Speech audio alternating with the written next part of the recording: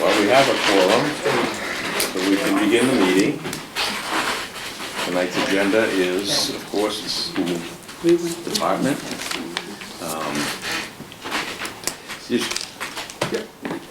I wanted to say thank you for your report, because over the years I've heard the requests for multiple year information, see the flow, and this one seems to have most of those things covered.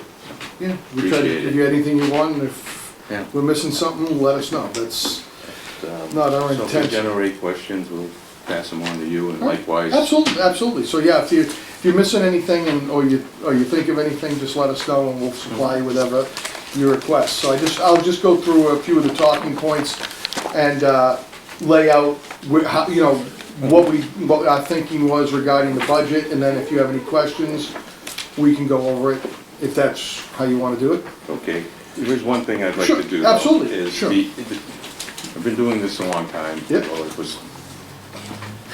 was injured last year, but the same topic comes up every year. Yep. Because the way we portray our budgets in the budget book is town side, school side. Well, it's town.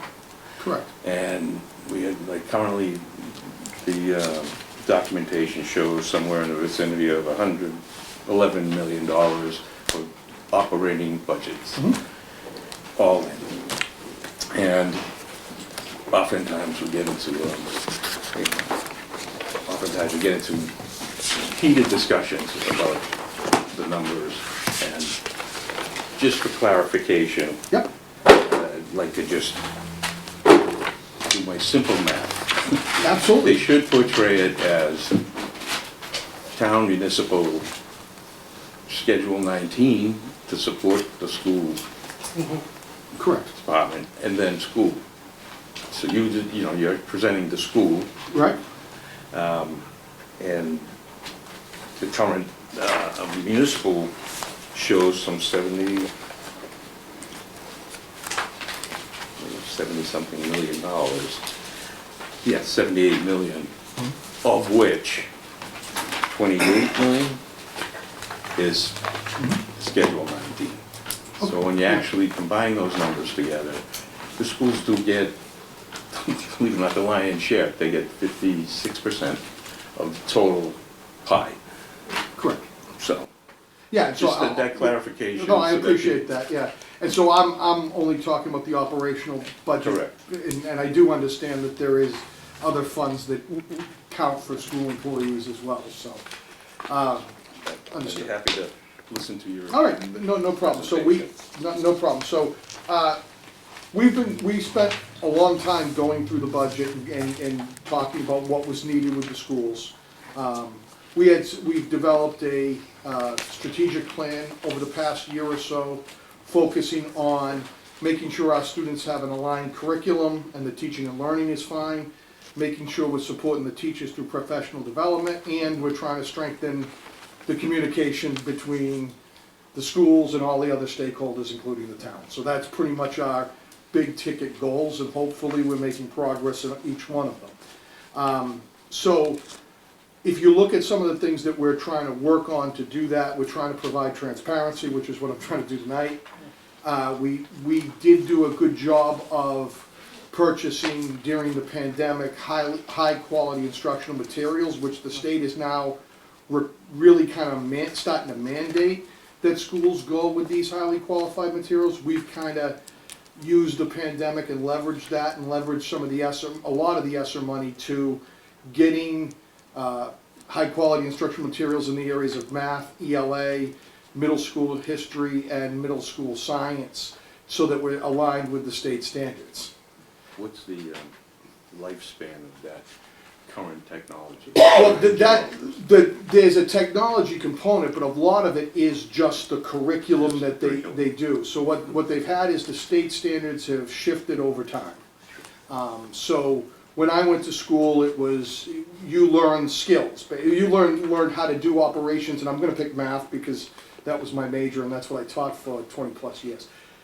And you taught a math lesson, you taught a concept, and then you did 20 problems, and you got some right, you got some wrong, you could do your homework, you couldn't do your homework, teacher yelled at you or didn't yell at, and that was how it was done. Right now, what they've done is tied a lot of the conceptual elements into it. So the materials that we have now are challenging the students not only to learn the concepts, but the skills, and then apply the skills to the next step. So it's a tricky implementation, but over the last 3 years, we have started to progress on that. So for example, in the math, for grades 6 through 11, we've got a Carnegie math program that does that. It was a state-approved curriculum. We've implemented it with support from DESE and trainings and professional development. A couple of the positions that you see that are currently in ESSER that we're trying to move to the LEA are coaches that we're using to make sure that the teachers can do this. Because while this is a new curriculum, you know, teachers need support too in order to move the instruction along and make sure they don't have any hurdles. So a lot of our asks today that are a little bit different. It's not necessarily a third grade classroom teacher or a math teacher. It's support services for students, and then there's some for staff. So as we go through this, the other thing that we want to try to do, and we're not talking about this necessarily today because it's a warrant that's coming up later on. We are trying to do enrichment activities and open up, especially the complex, to the way it was designed to operate before the pandemic. I understand, and I'm sick of the word pandemic, and I'll call it shutdown, if you will. But we opened the school in such a strange way. It was always the plan to have that school be kind of a jewel within the community, that kids could be there after hours with enrichment or support activities. So that's hopefully where we're going to go with a lot of this and open it up, because we came in the first year, we came in 100% remote, and then it was hybrid, and then it was with masks, and we're just now starting to use it and get the feel for working with the youth organizations and open up the gyms and making sure. But I think our goal moving forward is to expand it and keep the door, you know, we have the school and open it up from 8 to 2:30. After 2:30, we'd like programs and opportunities for kids outside of the traditional opportunities that already exist, like sports and fine arts. So that's something we're moving to as well. The other thing that's changed over the course of the last 15 years is the individual needs of students.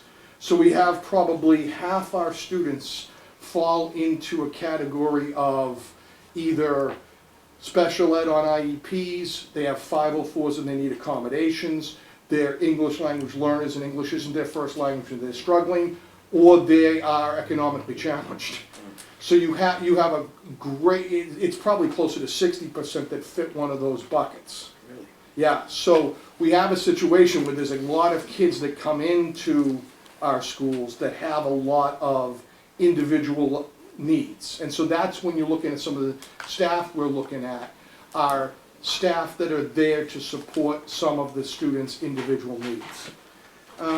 So that's where we are, and if you look at just the Reader's Digest version of this, the front page there, where we break it down, I have it broken down into a couple of buckets, and I think I called it, like, there's 3 buckets.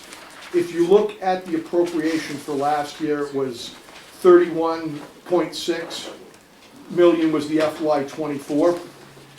We did, the school committee did settle the contractual obligations for all 3 bargaining units, the clerical staff, the paraprofessionals, and the teachers. And with their contractual raises, just the contractual raises of the people that exist, it's $1.366 million for next year. So that's just level funded with the staff that we currently have. Okay, which brings us to just under $33 million. It brings us to 32.9. So then you have that list of requests, the budget requests, the additional requests that come in that I itemized there. So I do want to explain some of them, because some of them are staff that already exists. that we're trying to strategically move into the operating budget. Some are for programs or individual instruction that I already talked about, that we need those. And that's pretty much where most every one of them fall. So with the ESSER funding that came because of the pandemic, a lot of districts put a lot of salaries in that grant. I'm not taking any credit for this because I wasn't here at the beginning. I'm only here at the tail end of this funding. The administration did a very good job of limiting that, or of using the ESSER funds and limiting it as far as getting salaried employees that were going to have to exist after the funding went away. So they were very strategic in how they brought people into the grant. They did use it at times if they needed a teacher for a certain position and it was an emergency situation. We brought in the instructional coaches because we brought in all that curriculum, so we had a huge investment in curriculum. So it doesn't make sense to say, okay, I'll give you all the resources in the world, scramble and figure it out. Okay, so we did bring in, we do have some of our best teachers as instructional coaches now, not department heads. They're in there helping the teachers every day plan lessons and model lessons and work that way. So that's where they exist. So if you look on the district-wide, you have an elementary math instructional specialist, a secondary math instructional specialist. Those are the coaches that we're talking about. You also have a part-time ELL. It's half of the ELL instructional specialist. That's the English language learner instructional coach, which is a huge need in the district because we do have a ever-growing English language learner population. We did also add a computer tech because, again, with all the technology that has come in, we were now, before it happened, we were not a one-to-one district. Now we are a one-to-one district, and we are trying to expand our technology. Also, and the other ESSER one was the music teacher at the Belmonte STEAM Academy. That's a little bit misleading. It's not necessarily a music teacher. It's an elective teacher that we needed to make the schedule work. So in the elementary school, they have classroom teachers that they meet for most of the day. Classroom teachers eventually need breaks and the students need to see their specials or encore or electives, however you want to call it. In order to make the schedule that they're using at the Belmonte work, they needed one additional teacher. So we took that out of ESSER. And now with that, it happens to be music. It could be pick your elective, but it happens to be music, and that makes the schedule work and it balances out. If you look at the other requests we're going with, and I know I'm bouncing around a bit, so I do apologize for that. We're looking for 3 full-time ELL teachers. Again, we don't have anywhere near the number of staff that we need to service the English language learners. We had a huge influx of English language learners over the past 2 years. I think we have 5 teachers right now, and that's way under the ratio that we're supposed to have. We're also looking for another special education teacher at the high school to model ELA inclusion. We're looking for a special education para at the Belmonte. That's already in place right now because of students that have come into district that require a one-to-one staff member with them. And if you look at the Veterans Early Learning, there's a teacher and a couple of paras that we're looking to establish a program. Ms. Trainer is just trying to establish a program to minimize the number of students that are going out of district so that we can service them in-house. And it may seem like it's a lot of money at first, but it's a considerable cost savings as opposed to one out-of-district placement that could cost hundreds of thousands of dollars. And the other thing is at both the Belmonte and the Vets, we're looking to add an adjustment counselor. They have adjustment counselors. The problem is right now the adjustment counselors that exist in those elementary schools to see the students that require counseling service by their educational plans. That takes up just about all the counselors' time. So we're also looking for adjustment counselors that can deal with students that have needs that aren't necessarily on a 504 or an IEP. So do you have currently in the system adjustment counselors, and these are additional? These are this is one additional counselor at the Belmonte, one additional counselor at the vets. Because like I said, if you look at the Belmonte, for example, if you take the adjustment counselor, I think there's two. If you take the adjustment counselors at the Belmonte and look at the time they are required to be with students that have a accommodation that they have to meet, that takes up every hour of the day for that adjustment counselor. So when a kid is in crisis, that isn't somebody who is typically in crisis, they do need more support. And that's what I'm talking about with the change in time. It's happened in all walks of life, but especially in schools.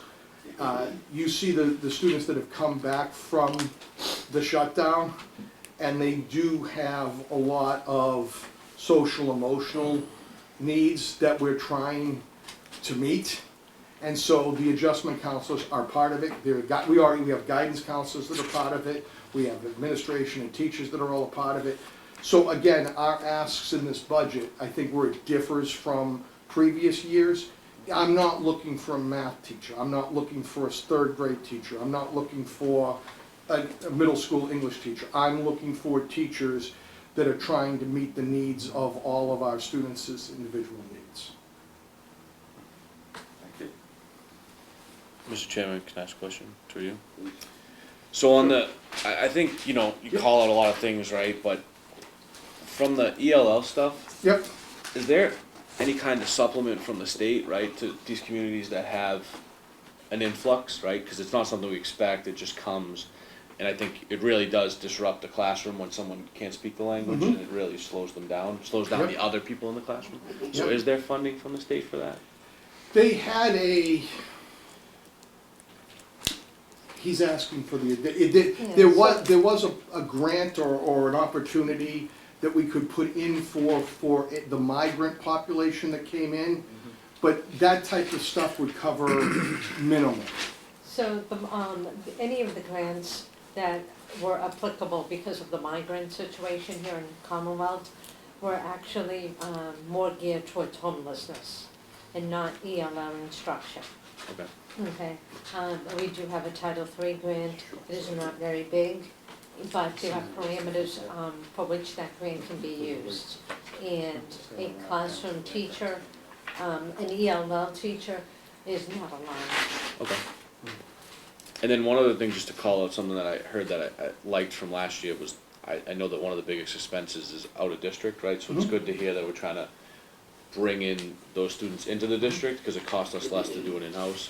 I think, I don't have my book in front of me, but I know that was one of the biggest expenses to the town, is sending kids out of the town for special needs. So You know, and if I may, through you, I agree with you, it's great to see those kids coming back into district, but at what cost to the mainstream learner is that coming at, right? So one of the things that we've always talked about over the years is the increase in student achievement. So if we try to, and I think Desi's really the pusher behind this, to integrate more the IEPs, the special needs, the non-mainstream learners into the classroom, how is that affecting the other kids? Have we been able to do some sort of analysis on that to see? It's not something, unfortunately, you're gonna be able to see dollars and cents. You can only really see it through test scores, which I really don't always like, but also how, to your point, the disruptions in the classroom, whatever. Well, like for example, the 3 positions we're talking about at the VELC would be sub-separate classrooms, so they would not be students that would be mainstreamed, and if they did take the MCAS or the testing, they'd be taking portfolio tests as well. So again, it's trying to meet the real high need students and keep the out of district costs. You know, if we can educate them here, yeah. One other thing, if I may. I think if I look at it just strictly numbers wise, if we look, I think it was page 1 of 15, the proposed FY25 budget. If we look at the revised FY24 budget of 333.35, FTE. We're looking at the proposed FY 2025 budget of 350.85 Yes. FTE. And I think we touched on some of that. That was some of the grants that are rolling into now full-time employees. Do we have somebody, number one, looking for grants, and I know this isn't you, Mr. Hashem, but was there a plan in place somewhere that somebody may know about to take, to continue to move grants or apply for and receive grants to cover these positions?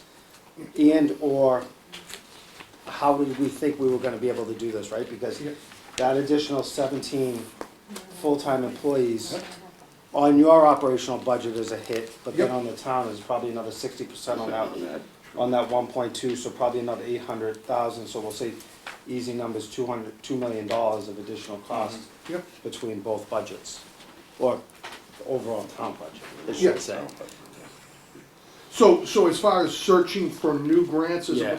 we did not bring the people that are in the ESSER grant are current employees. No, I understand Okay, that, right, I right. regret that, but it's, Yeah. at some point, somebody said, hey, we're gonna take these employees, we're gonna pay for them with the grant. Yep, The grant's good for 24 months. Right. What are we gonna do in 24 months? We can't just put our hand in the pot good, and good. try to cover You it. wanna say it, or- So, that was absolutely taken into consideration. Yeah, Okay, as I'm sure the entire community knows, one of the first focus of the ESSER grants was to bring an all-day kindergarten program into Saugus, a free all-day kindergarten program. That was achieved through turnovers, and it was systemic Yeah, bunch of and things, yeah. applied. And there was It's a from a bunch of commitment to things do to it, get that because a money. dollar is a dollar. As far as the ESSER staff, there are only 5.5 being brought back in. That is the request. So it's 2.5 are the, Instruction, 2.5. so yeah. then, so I think that's Yes. good, Miss Andrews. So Okay. you're saying So- 5.5 are currently in here from the ESSER, and then, so we'll say another 12.5 we're looking for new hires. Yeah, they weren't in the grants. right, So we're yes. just looking for new hires for this year? Yeah, Okay. yeah, yeah. I just wanna correct. make sure that we're all aware Yeah. of what the head count is Yeah. in that. And I'm not saying that the district doesn't need these things, No, that's, Yeah. that's it. but from a dollars and cents Yes. Understood. standpoint, This it's. is not a repeat of 2012, 2013. That's what I'm trying to say. Yep, Because understood. that's what I walked into. I'll let somebody else go. I could keep going. So of the 10 or so ESSR folks you add in by way of grants, you're only Right, trying to we use, incorporate yeah, 5.5 correct. We're not of bringing that everybody number. that was in grants back into the LEA. That was never never going to be the intention, you know. Were all of those new hires, or are you? A lot of them were people that ended up serving another position, and then their position was either dissolved or backfilled. So right now, our instructional coach, look, the instructional coaches are a huge piece of it, because they're if you take the level service, and then you add those instructional coaches as the fundamental need. Those instructional coaches were teachers that in the past probably would have been put towards like an administrative role and been a department head, or however you want to word it. We modeled it more like some of the cities and put them as instructional coaches, which their job is to work with the teachers, not as a supervisor, but as a coach in order to implement the curriculum that we have. So that's where they're getting put in. And we took advantage of the funding and the opportunities through DESI to get that high quality instructional materials, So and they- they're part of the So they implementation. become subject matter experts. Correct, and they also are familiar with not only the subject matter, but the specific curriculums that we've worked with the state.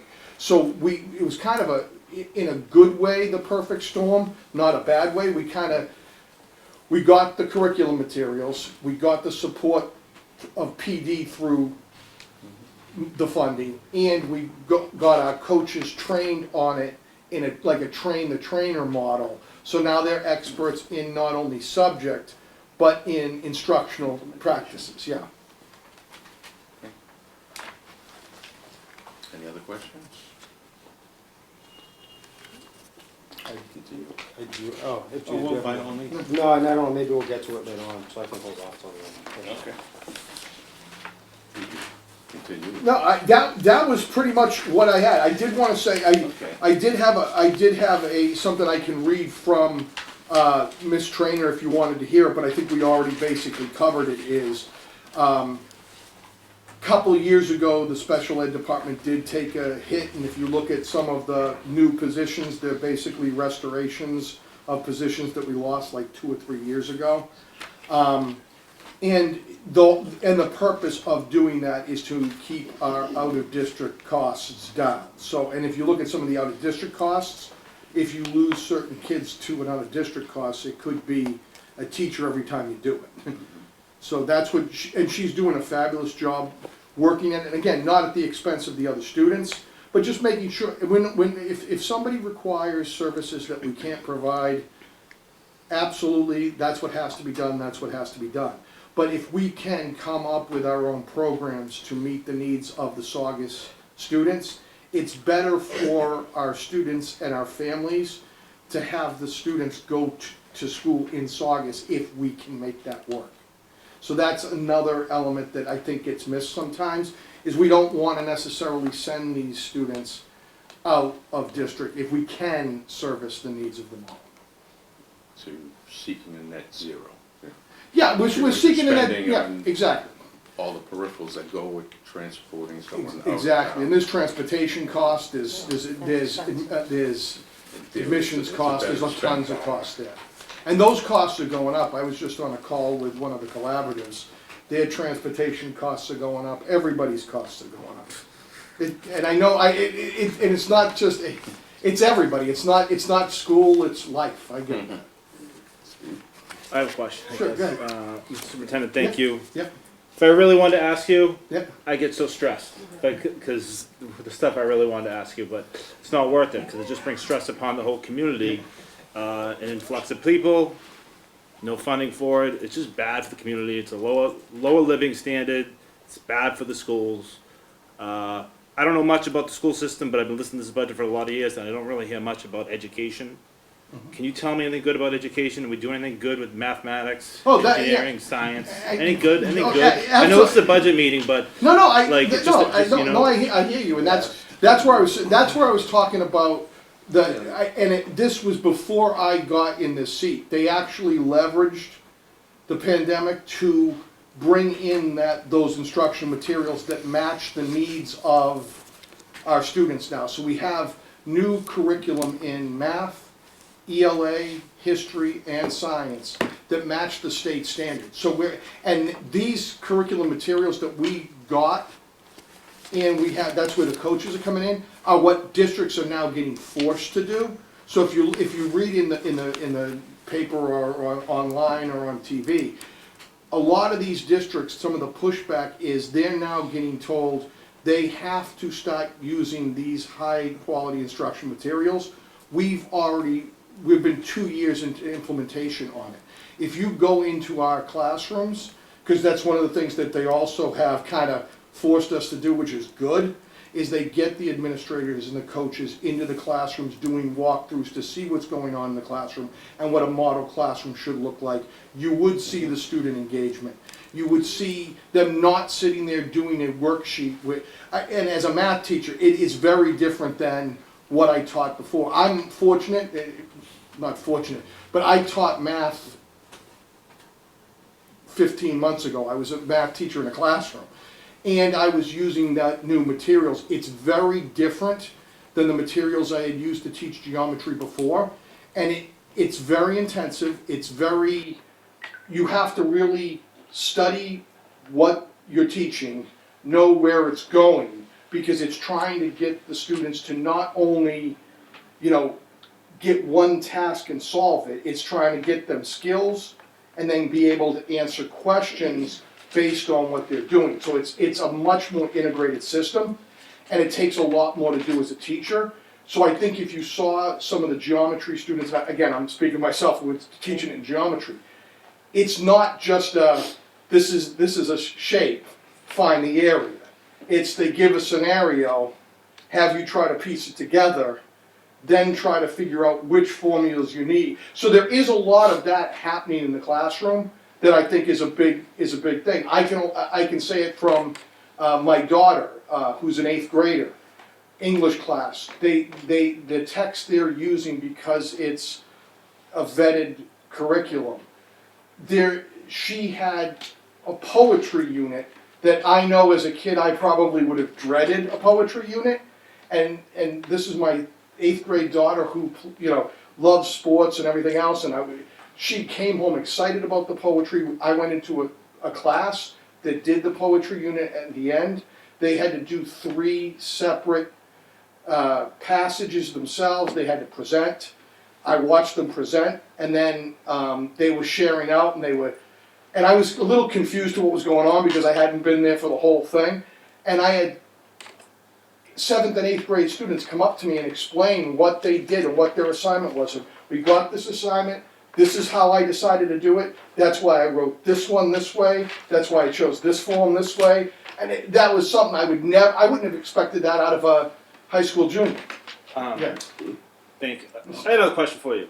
I'm a student of the high school, the Yep. 90s. You're a teacher from the 90s. Yep, I took geometry there. yep, I know I got a very good education, you did, yes, and I still remember a lot of it. I thought it was efficient and effective. yep. Okay? Is what you're describing efficient and effective for the teachers and the students as opposed to back then? I think once it's fully implemented, I think it will not only be effective, it will give them like more of a real world purpose of geometry. Because I've always heard as a math teacher, and any math teacher who denies having heard this is not telling, when am I ever gonna use this? Comes up all the time. So I watched they are gonna use it. I watched somebody who redid my kitchen doing geometry problems on my kitchen, trying to figure it out. He probably didn't learn that in school. He had to learn that in real world possibilities. I think they are getting that, and they are seeing the transference of what I learned to make it worth it. Because what I believe, Yep. what I think, Yep. it's what I think. I think what the community thinks is that the education product coming out Yep. is not as good as it used to be. And we're spending a lot more money, and it sounds like a lot more about administration and other things other than pure curriculum. And part of that, a lot of that's from the state, all the state regulations and compliances and things you have to do to comply. But anyway, I don't have anything else to say, but I just wanted to say that. Thank I you. appreciate that. Good question. Any other questions? I just have a question about, are we running out of room in the schools with all these influx of people coming in? Not yet, but it's tough to know. Okay. It's tough. It's really difficult to know. Is any one school more crowded than another? It's the vets, I think, is the most crowded of them. Vets. It's busting at the seams, to be honest with you. I'm there, it's busting. The vets is more crowded than the other two. Okay. We have an Thank 8th you. grader and a 1st grader. Vets is overcrowded in high schools now. I need a refresher on chapter 70. Okay. Is that number available to you now? Is it cut in stone? Chapter Reason why- The preliminary, yes, it has been released, but it's preliminary. It is for. It's from the governor's budget. And the only reason I asked that is because this state is going bankrupt. As is most of the country, and for obvious reasons. And I know that the governor is cutting budgets elsewhere throughout. I don't think she's going to pick, schools and such, because that's what she's trying to bolster. But I just get a little concerned that when push comes to shove, the cherry sheet isn't gonna be too cherry, the chapter 70 money might, be revisited, things of that nature, so I hope it plays out, but they used to say, Gesundheit, no Gesundheit. state is great at making mandates and not I- funding them. Yeah, I mean, It's easy, yeah, well, yeah, well, it's obvious, that they're not even seeing the revenues come in, tax revenues come in. So, that's where you start. Well, God help us all. Well said. I do have one more, if I may, through. Please. In the past years, and I don't remember, probably a couple of years ago, we've kind of gotten away from this. Do we anticipate any prepayment of special education at the end of this year going into next year? Did you hear that, Paul? Did we, sorry, thank you, Ms. say it one more time? Do we anticipate any prepayment of special ed or any anticipated fees that we would have next year with budget money from this year? I know in the past we've done things of that nature. I Of was our looking at 30 prepaying anything. Will We we pre- didn't prepay last year. I didn't think so, I was just We're curious. hoping not to prepay again. We prepay when we need a buffer going into the next budget. Well, it's year. also when we've over budgeted our own money in the past Yeah. for things that we Yeah. were unsure of. So it's good, and I know we've been trying to tighten that up, And so I lean, and appreciate be that. more, yeah, Be lean and more I can efficient, so tell you're you asking that- for the true school need. absolutely. Thank you. Yep, you're welcome. I just I don't know what the schools will spend before the end of the year. Understood, yeah. This is up to the buildings, but, as far as those items that I can see, there's not the money there that there were in past years. Thank you. Any further questions? Satisfied? Thank you for having We us. should do it, right? Second. Terry's favorite. Thank you for Thank having you. us. Thank Much you. This is well put together, thank you. Again, thank you for the Thank you very much, quality of the much product. appreciated, yep. And, Thanks for getting here. We appreciate it, yeah, yeah. and Steve, yeah, you get kudos.